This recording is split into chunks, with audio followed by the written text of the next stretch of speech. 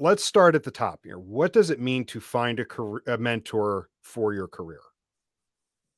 I think what it means is you're taking it seriously, but I think there are reasons, the weakness that you mentioned, the, the difficulty finding a coach, a mentor, a good one.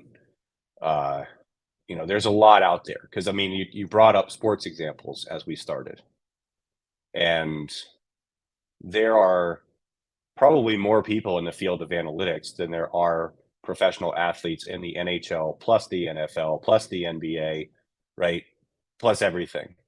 So if you're looking to find a coach in a mentor, and you're an NBA player or an NHL player, you're going to be able to talk to some of the greatest people who have ever been in that space, ever.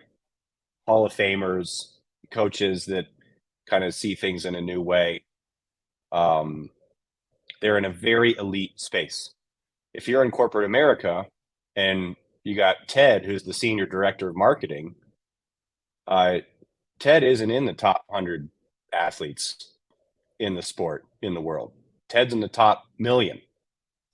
And maybe he's in the top 100, but you can just see the probabilities, how they've shifted because of population size. And a lot of people, so if we tier businesses into, we tend to think about businesses in 5 tiers of peak performance businesses, high performance businesses, functional, semi-functional, and dysfunctional. So our spectrum runs all the way from the business is doing things that are almost incomprehensible. You could think about SpaceX and Starlink and Tesla in Elon's kind of ideas, and there's plenty of problems in those businesses for sure. Like they're not oases by any stretch of the imagination, but their output is unbelievably brilliant. And if you put that in contrast to a company that is barely able to change text on their homepage in 3 months, while another company invents satellite internet in roughly the same time, you can see the spectrum is massive.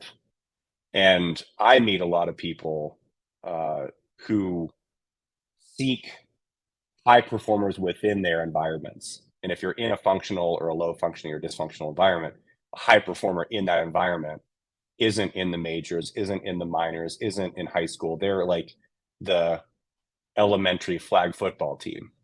I And was that is about to say not beer the league. person to be getting advice from. So what it means to get a mentor is it means that you are embarking on a potentially difficult journey, if you're looking in the wrong places, but a really rewarding, life accelerating journey if you find a great person, if you're looking in the right places. And the best of those are what I call like deathbed experiences, that on their deathbed people say, I wish I did this better, did this differently, didn't do this, did do this, spent my time here instead of spending my time there.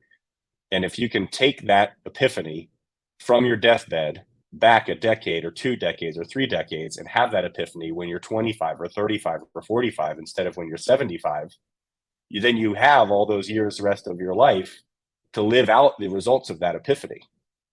And most people have them late. They just learn things late. And what having a mentor does is takes the epiphany from your deathbed and move it backwards decades.